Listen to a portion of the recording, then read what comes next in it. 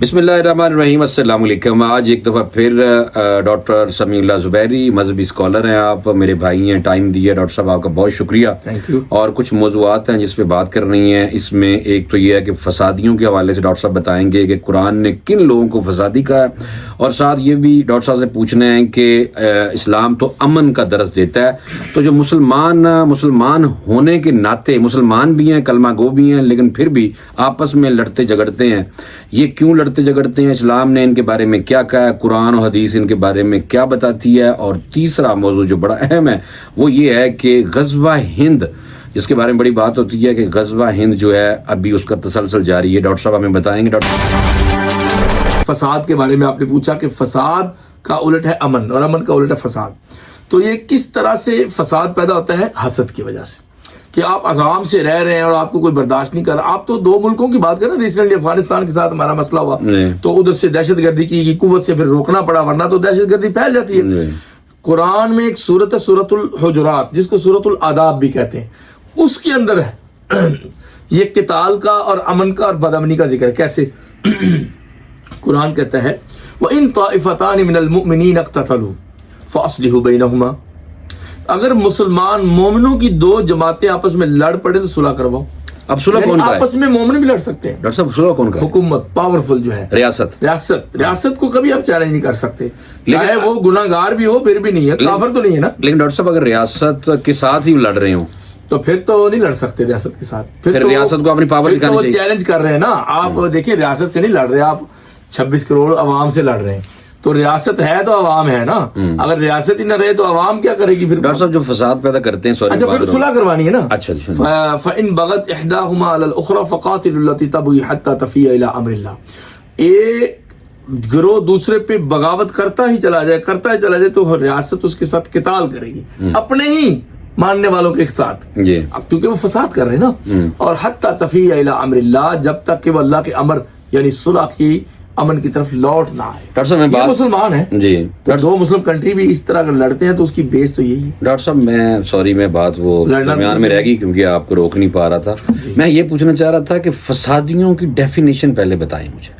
फसादी वो है जो किसी सूरत में भी अमन को बर्दाश्त नहीं करता। मसलन हुकूमत लड़ रही है दहशतगर्दी से, एक्सट्रीमिज्म से, इंटॉलरेंस से और जहालत से, तो आप उसके अंदर जाके फिर हुकूमत को पंगा लेना शुरू कर दें। भाई हुकूमत तो पहले ही दिमाग उसका गर्म होता है, वो इतने परेशान है, लोड है, गुर्बत बहुत है, इंटरनेशनल रिलेशन का मसला है, नेबरहुड का मसला है, तीन तरफ से तो मुल्क को, पाकिस्तान को जो ना घेरा हुआ कई लोगों ने, तो आप उसके बाद अंदर से भी खराबियां करें तो फिर जीरो टॉलरेंस है, और उसका इलाज भी है कुरान में। हाँ, मैं यही पूछने लगा था, तो कुरान ने फसादियों के हवाले से क्या कहा? हमारी फोर्सेस के जो हेड है वो पढ़ते हैं ना, फिर वो की आयत फील्ड मार्शल 33 नंबर आयत है सूरह अल माइदा की। अच्छा जी, ये आप खुद पढ़ लें, कुरान तो गलत नहीं हो सकता ना। मदनी सूरत है भाई, मदनी सूरत है जिसको आप मनसूख नहीं कर सकते। वो मक्की सूरतों की आयतें मनसूख हुई है, मदीना की एंड वाली सूरतें। अब देखिए इन्नमा जज़ाउल्लज़ीना युहारिबून अल्लाह व रसूलहु व यसअून फिल अर्ज़ि फसादा इल्ला युक़त्तलू व युसल्लबू व तुक़त्तअ अयदीहिम व अर्जुलुहुम मिन खिलाफ और युनफ़ू मिनल अर्ज़ ज़ालिका लहुम ख़िज़्युन फ़िद दुनिया। कुरान कहता है कि 4 सजाएं हैं फसादियों की, जो लोगों के जानों के पीछे पड़ जाते हैं और धमाके करते हैं और वो अमन को खराब करते हैं और रियासत को हिलाना चाहते हैं। तो कुरान कहता है कि कानूनी तौर पे फिर उनको एक्शन लेना पड़ेगा। 4 सजाएं। एक तो ये है कि इल्ला युक़त्तलू, फिर उनको फौरन कत्ल कर दिया जाए, वो गवर्नमेंट करेगी, आम बंदे नहीं। और युसल्लबू या क्रूसिफाई कर दिया जाए, सूली चढ़ा दिया जाए इबरत के लिए। और तुक़त्तअ अयदीहिम व अर्जुलुहुम मिन खिलाफ, या उनके हाथ और पांव अपोजिट साइड से काटे जाएं कि ना चलने के काबिल रहे, ना गन उठाने के, तो ना इनको कोई दिमाग का कीड़ा उठे कि हमने फसाद करना है। और क्योंकि ये जो दुनिया में फसाद आता है ना, पहले ज़हनों में आता है। औ युनफ़ू मिनल अर्ज़, या फिर भी कोई चारा नहीं तो उनको मुल्क बदर कर दिया जाए। तो ये कुरान ने कहा है उस मुल्क के बारे में जहाँ इस्लाम पहले से है, तो जो आगे बाहर से आगे पंगे लेगा फिर बचेगा तो नहीं ना। डॉक्टर साहब जो फसाद करते हैं, जिनके बारे में कहा भी जाता है कि ये फसादी हैं, TTP को कहा जाता है, BLA BRA को कहा जाता है, फिर उनके साथ जब हम सख्ती करते हैं या उनकी कोई दूसरे मुल्क नाम ही ले लेते हैं, जो भारत है हमारा दुश्मन मुल्क, अगर वो उनको सपोर्ट करता है, फिर हम दरमियान में मुज़ाकरात उनसे करने लग जाते हैं, تو یہ درمیان میں مذاکرات ضروری ہیں یا ان کو دیکھیں نا، قرآن تو ہمیں جو درس دے رہا ہے وہ کہہ رہا ہے کہ ان کو کاٹ دو، ان کا خاتمہ کر دو، تو درمیان میں پھر مذاکرات، حالانکہ وہاں سے نہیں کہا جا رہا کہ ہمیں نہ مارو، تو یہ جو درمیان میں مذاکرات والی بات ہے یہ کہاں سے؟ یہ سنت ہے، کیونکہ ان جنحوا للسلم فاجنح لها وتوکل علی اللہ. اب سورہ توبہ پڑھے نا، سورہ انفال، اس میں غزوہ بدر کے بعد اور حالات اور غزوہ احد سے پہلے کے اور دشمنیوں کا ذکر ہے. اس سے بڑی دشمنی دنیا میں کسی کی نہیں جس نے نبی سے دشمنی کی. اللہ نے وہاں بھی کہا ہے نبی علیہ السلام چونکہ آپ پیغمبر امن ہیں، اگر آپ کے مخالف مشرک، اللہ کے منکر، رسول اللہ کے منکر، اسلام کے منکر، سب بڑے سے بڑے دشمن جھک جائیں صلح کے لیے، آپ بھی جھک جائیں. یہ تو فلیکسیبلٹی ہے. اسلام ویسے بھی امن کا درس دیتا ہے. تو وہ ہم نے تو نہیں چھیڑا نا کسی کو، ہم نے تو ان کو پالا ہی ہے. اگرچہ وہ ہماری ماؤں بہنوں کو کچلنا شروع کر دے پھر ہم کیا کریں؟ ان کو مارنا شروع کر دیں، بچوں کو مارنا شروع کر دیں، کیا کریں پھر؟ فورسز کیا کریں بتائیں؟ ڈاکٹر صاحب ایک کلیئر کریں بات، کئی لوگ اس پہ بات کرتے ہیں کہ جو یہود و نصارہ ہے اس کے بارے میں قرآن ہمیں کیا بتاتا ہے. ایک جگہ پہ کہا جا رہا ہے کہ یہود و نصارہ کبھی مسلمان کا دوست نہیں ہو سکتا، دوسری طرف یہ بھی کہا جاتا ہے کہ ان کے ساتھ تجارت کرنا، ان کے ساتھ بزنس کرنا کہاں یعنی کہ جائز ہے. تو یہ جو چیزیں ہیں جو ہماری دوسرے ملکوں کے ساتھ فرینڈشپ ہے اور ہمیں نظر بھی آتی ہیں کہ یہ شرارت کر رہے ہیں، پھر بھی ہم نے دوستیاں ان کے ساتھ رکھی ہوتی ہیں، تو اس حوالے سے اسلام ہمیں کیا درس دیتا ہے؟ یہ جو انٹرنیشنل ریلیشن ہے نا، بڑے صبر کا کام ہے. ایمبیسڈرشپ اور سفارتکاری، یہ دیکھیں دشمن اسلام تھے قریش مکہ، تو سفارتکاری جاری تھی. نہ انہوں نے ہمارا سفیر مارا، نہ ہم نے کبھی ان کا مارا اسلام نے. تو یہ تو آداب ہے، یہ تو حوصلہ مندی سے ملک چلتے ہیں. یہ جو لوگ کہتے ہیں نا جی حکومت گراؤ نہیں لاؤ، یہ کوئی مذاق نہیں ہے کہ موم کی ناک ہے ادھر کر دی ادھر کر دی. اسلام کہتا ہے اگر حکومت بن جائے، کوئی قبضہ بھی کر لے تو اس کو چلنے دینا ہے. وجہ ہر روز حکومتیں توڑو گے تو ملک لیبیا عراق ہی بنے گا. تو وہ تو ہم برداشت نہیں کر سکتے. بڑی دیر بعد امن ہے ہمارے ملک میں. بد امنی کے چاند عناصر ہیں وہ کچھ لے جاتے ہیں، بے وقوف ہیں. اگر انہوں نے سیرت النبی پڑھی ہو، ہمارے نبی اسلام کی حدیثیں پڑھی ہو، تو کبھی بھی وہ بد امنی نہ کریں. لیکن وہ تو کہتے ہیں کہ ہم اسلام کے دعوے دار ہی وہ بندے، دعوے دار تو پھر بہت ہیں. وہ واقعی وہ ایک سائڈ سے انہوں نے پڑھا اور ان کے پڑھانے والوں نے ان کو یہ کہا ہوا ہے کہ یہ سارے کافر ہیں. اچھا ڈاکٹر صاحب یہ ہم نہیں کہتے، میں نے تو ان کا نام بھی نہیں لیا. میں لیکن یہ کہتا ہوں کہ آپ قرآن مجید ترجمہ پڑھ لیں اور سیرت النبی ایک دفعہ پڑھ لیں. کیا آپ نبی پاک سے بڑے غیرت مند ہیں؟ آپ نے صلح حدیبیہ میں ساری شرطیں اپنے خلاف مان لی لیکن ہتھیار نہیں اٹھایا. ڈاکٹر صاحب یہ جو کیونکہ میں ابھی سمجھتا ہوں کہ آپ ان کو ٹارگٹ نہیں کر رہے، یہ ہم بات کر رہے ہیں فسادیوں کے حوالے سے.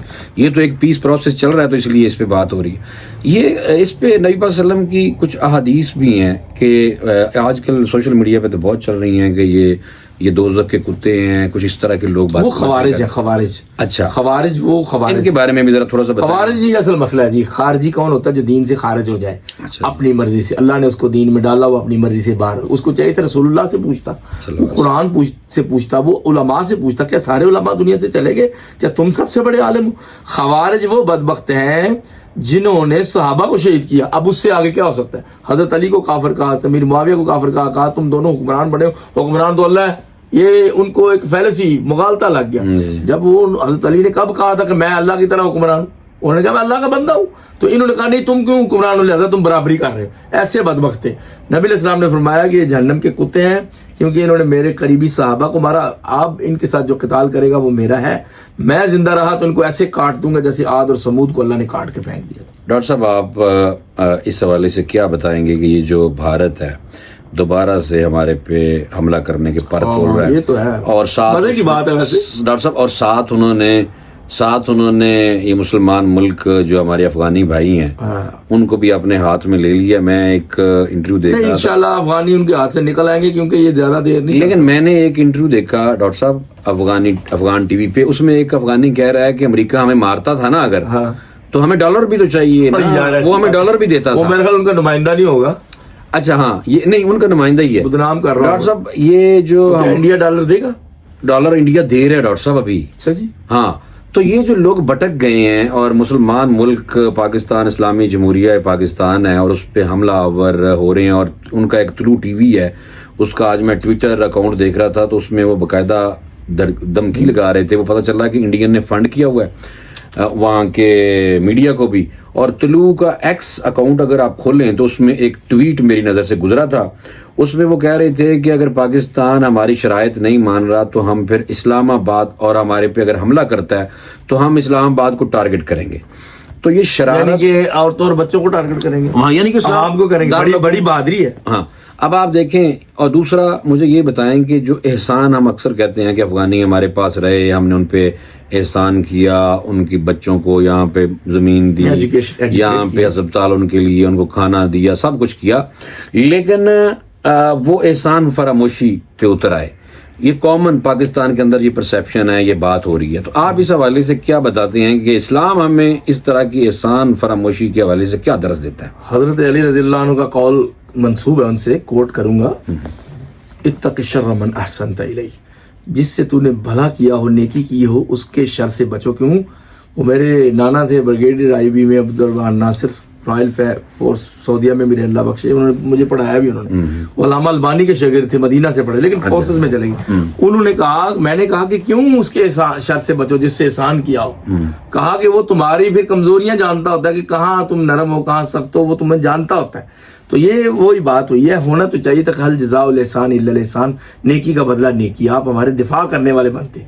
40 برس آپ کو ہم نے الحمدللہ پالا، کھلایا پلایا اور پیار کیا ہے، ڈاکٹر صاحب اور پاکستانی نیشنلٹیاں بھی دی ہیں. اچھا، وہاں پہ کچھ ہمارے دوست ہیں، میں تو ان کو سمجھا ہی رہا ہوں، جو اس وقت استنبول میں ہیں، وہاں سے ٹویٹ کر رہے ہیں، کوئی ہمیں میسج کر رہا ہے کہ یہ بیسیکلی جو افغانی ڈیلیگیشن ہے یہ جونیئر لوگ آئے ہوئے ہیں، کوئی سینئر نہیں ہے، ڈپٹیز ہیں، ڈپٹی وزیر خارجہ. پہلے ڈپٹیز کو بھیجتے. اچھا، تو وہ کہتے ہیں کہ نہیں، پہلے ان سے ہوا نا ملا یعقوب اور دوسرے، وہ کہہ رہے ہیں کہ وہ یا امیر متقی جو ہے وزیر خارجہ، ان کے ساتھ ہمارا وہ ہونا چاہیے. تو بہرحال وہ ایک بات مانتے ہیں بیٹھ کے مذاکرات میں، پھر تھوڑی دیر بریک آتی ہے، باہر جاتے ہیں، پھر نئی ڈائریکشن لے کے آ جاتے ہیں، پھر نال مکر جاتے ہیں. سر اسی طرح جب اتنی ڈائریکشن بندہ غیروں سے لے گا تو پھر بات کیسے آگے بڑھے گی؟ ہماری فورسز نے کئی دفعہ خبردار کیا ہے کہ یہ کام آپ نہ کریں جو آپ برداشت نہیں کر سکتے. آپ کے پاس ایئر سٹرائکس بھی وہ نہیں ہے، ایئر فورس بھی نہیں، کب تک کسی کے کہنے پہ یہ حرکتیں کریں گے؟ تو الحمدللہ میکسیمم کیا ہے کہ ہم مر جائیں گے نا، مر تو ویسے جانا ہے، لیکن حق بات یہ ہے کہ جو حدود اللہ کو چھیڑتا ہے نا اس کی سزا پھر پاور سے ہوتی ہے، منتوں سے نہیں. اچھا ڈاکٹر صاحب، وہ بھی کہتے ہیں کہ اگر ہم مارے جائیں گے اس جنگ میں تو وہ اپنی طرف سے کہتے ہیں کہ ہم شہید. یہ تو بڑا تو یہ جو ایک حدیث ہے کہ یہ کچھ فسادی ایسے ہوں گے جو اسلام کا نام لیں گے، بڑے بڑے اپنے آپ کو اسلامی سمجھیں گے اور قرآن پڑھیں گے، قرآن کے حوالے سے ہمیں درس دیں گے، لیکن قرآن ان کے حلق سے نیچے نہیں اترے گا. جی، یہ اس حوالے سے یہ کیا حدیث ہے؟ وہ انہی کے بارے میں، خوارج کے بارے میں، کہ وہ بڑی بڑی نمازیں پڑھیں گے اور تم لوگ صحابہ اکرام یعنی کہ حضرت ابوبکر، حضرت عمر، حضرت علی، اپنی نمازوں کو ان کے سامنے حقیر سمجھو گے. اندازہ کرو، ان کی عورتیں بھی بڑی متقی ہوں، لیکن ذہنی مغالطے کا، فکری گمراہی کا شکار ہو گئے. فکر گمراہ ہے، وہ شراب پینے سے بھی بری ہے. شرابی توبہ کر لیتا ہے، جو گمراہ فکر والا ہے وہ اس پہ اوپر عمل شروع کر دیتا ہے. تو وہ انہوں نے پنگا لینا شروع کیا. آپ کو پتا ہے خوارج سے نبی پاک نے خود نہیں کچھ چھیڑخانی کی، صحابہ نے، وہ خود انہوں نے آگے پنگا لیا. تو پھر بدلہ تو لینا ہوتا ہے نا، یا آپ اپنے بچے کا دفاع بھی نہیں کریں گے. یہ تسلسل وہی آ رہا ہے، وہی ہے، وہ کبھی ختم، فکریں کبھی ختم نہیں ہوتی. ڈاکٹر صاحب آپ کا ٹائم بہت قیمتی ہے اور یہ جو ٹاپک ہے بڑا وسیع ہے. ایک آخری سوال کرنا بہت ضروری ہے، وہ یہ ہے کہ غزوہ ہند کے حوالے سے اکثر بات ہوتی ہے. کئی تو کہتی ہیں کہ غزوہ ہند محمد بن قاسم کے ٹائم پہ ہو گیا تھا. بالکل. تو ہم بھی کئی دوستوں کے ساتھ جب بیٹھتے ہیں، کوئی بات ہوتی ہے تو وہ کہتے ہیں یار وہ ہو گیا، بس چھڈو اس کی ہن گل کرنی. لیکن غزوہ ہند کے حوالے سے نبی صلی اللہ علیہ وسلم کی جو احادیث ہیں اور آپ کی نظر میں، کیونکہ آپ نے اس کا مطالعہ کیا ہوا، ڈیپتھ اسٹڈی کی ہوئی ہے، تو غزوہ ہند ابھی برپا ہونا ہے یا اس کا تسلسل ہے؟ پاکستان اور انڈیا کی جنگ کے حوالے سے کہا جاتا ہے کہ غزوہ ہند ہے. اس ٹائم ہماری فورس کی طرف سے بھی لوگوں نے، جب انہوں نے حملہ کیا اور ہم نے جواب دیا، ابھی 7 مئی اور سے 10 مئی تک ان کے کوئی طیارے ہم نے گرائے. تو یہ غزوہ ہند کا تسلسل ابھی جاری ہے، جو نبی صلی اللہ علیہ وسلم کی احادیث ہمیں کیا بتاتی ہے؟ دیکھیں جی، جو حدیث غزوہ ہند کے بارے میں ہے نا، وہ اگر آپ ترجمہ پڑھ لیں تو آپ کا سوال کا جواب مل جائے گا. 2 گروہ ایسے ہیں جن پہ جہنم حرام کر دی اللہ نے، وہ عظیم لوگ ہیں. اصابۃ تکون مع عیسیٰ ابن مریم، ایک گروہ جو حضرت عیسیٰ ابن مریم کے ساتھ ہوگا. حضرت مہدی جب آئیں گے، دنیا کو ہے اس مہدی برحق کی ضرورت، ہو جس کی نگاہ زلزلہ عالم افکار. حضرت اقبال نے کہا. اچھا، وہ آئیں گے، پھر چلے بھی جائیں گے، سب کچھ ہوگا. دیکھیں ساتھ اسی حدیث میں لکھا ہے کہ اصابۃ تغزل ہند، اور وہ گروہ جو ہندوؤں سے یا ہند سے قتال کرے گا. اس وقت کے جو ہیں سارے تو برے نہیں ہے نا جو اس وقت پنگے لیں گے. تو یہ ایک ہی حدیث میں دونوں باتیں. اس کا مطلب ہے کہ قیامت کے قرب میں آئے گا غزوہ ہند، اور یہ تسلسل، اور اسی کی تیاری ہو سکتی. تیاری میں کبھی کبھی 200 سال بھی لگ جاتے ہیں. اللہ کے یہاں صبر ہے، ہمارے یہاں بے صبری ہے. تو یہ محمد بن قاسم نے تو ایک سٹرائک کی تھی، وہ تو ایک دن میں اس نے فتح کر لیا تھا راجا کو.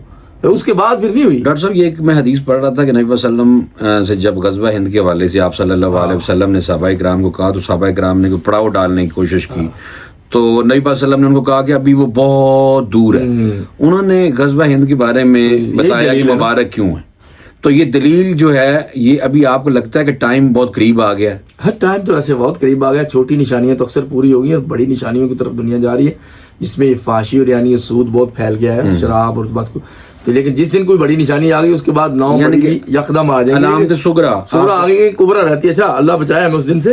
हज़रत अबू हुरैरा ने कहा था अल्लाह नबी मुझे भी शामिल कर लो उसमें, ग़ज़वा हिंद में दुआ करें। उन्होंने कहा अबू हुरैरा वो बड़ी दूर की बात है, यानी मतलब है कि काम नेड़े ही है। अब डॉक्टर साहब बहुत शुक्रिया। इंशाल्लाह हाँ एक बात है कि अगर हमारी जिंदगी में ये आ गया तो इंशाल्लाह फिर आप देखेंगे कि हम किस तरह अपनी मुल्क के साथ मिलकर जिहाद करते हैं। पहले भी हम बड़े खुश नसीब हैं कि हमें नबी आखिर ज़मान के उम्मती हैं, और हमारे लिए नबी पाक सल्लल्लाहु अलैहि वसल्लम ने कहा था या उम्मती या उम्मती, या अल्लाह मेरी उम्मत। तो हमें फख्र है नबी की उम्मत होने पे। हमेशा अमन की बात की है। बेशक बेशक। और इंशाल्लाह अगले किसी और डिस्कशन में फिर आप इकट्ठे बैठेंगे। डॉक्टर साहब बहुत शुक्रिया आपका। Thank you.